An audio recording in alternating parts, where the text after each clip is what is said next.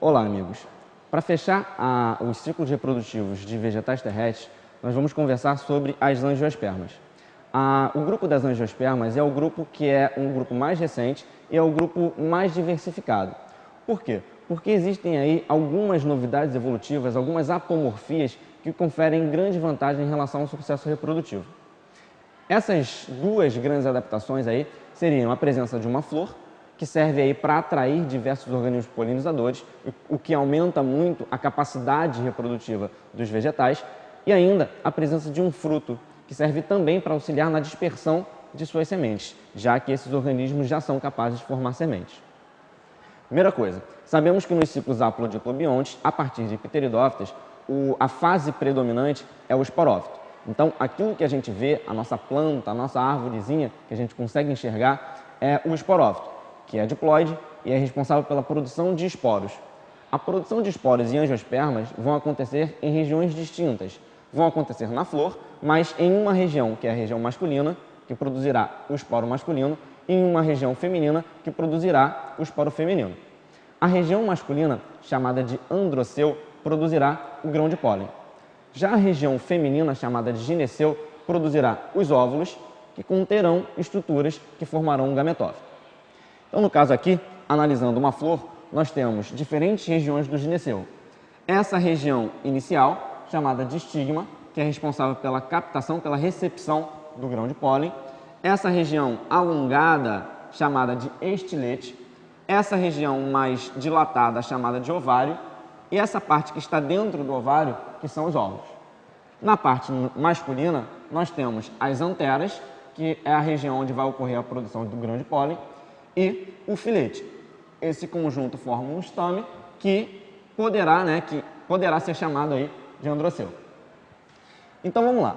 Aqui na região da antera ocorrerá a produção do grão de pólen. O grão de pólen ele é produzido no esporófito e ele é produzido por algumas divisões celulares em que dará origem ao esporo. Então, no caso, o grão de pólen que foi produzido no esporófito projetará uma estrutura que é chamada de gametófito. Essa estrutura aqui, que é o tubo polínico, ela é fundamental para ocorrer aí a independência da água para a reprodução. Essa independência da água para a reprodução só ocorre em dois grupos, gimnosperma e angiosperma. Por quê? Pela capacidade de formação do tubo polínico. Antes disso, os gametas formados eram anterozoides, que eram flagelados e precisavam da água para se locomover. Aqui não, essa estrutura se projeta carregando os núcleos reprodutivos até a região feminina. Lá na região feminina existe uma estrutura que é o gametófito, chamado de saco embrionário. Então o gametófito masculino, tubo polínico, projeta sua estrutura, seu corpo, até alcançar a região da oosfera, onde ocorrerá a fecundação. Nas angiospermas ainda existe uma peculiaridade, onde nós poderíamos chamar como dupla fecundação. A dupla fecundação consiste na fecundação de um núcleo reprodutivo com a oosfera, formando o zigoto, que é diploide.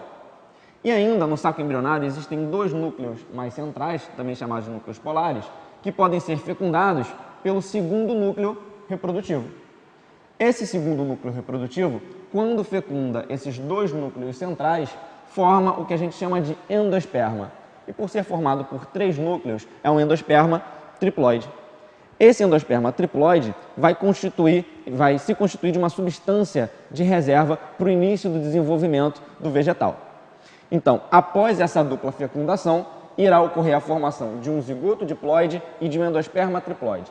Em conjunto, isso que foi formado no interior do ovário da flor será chamado de semente.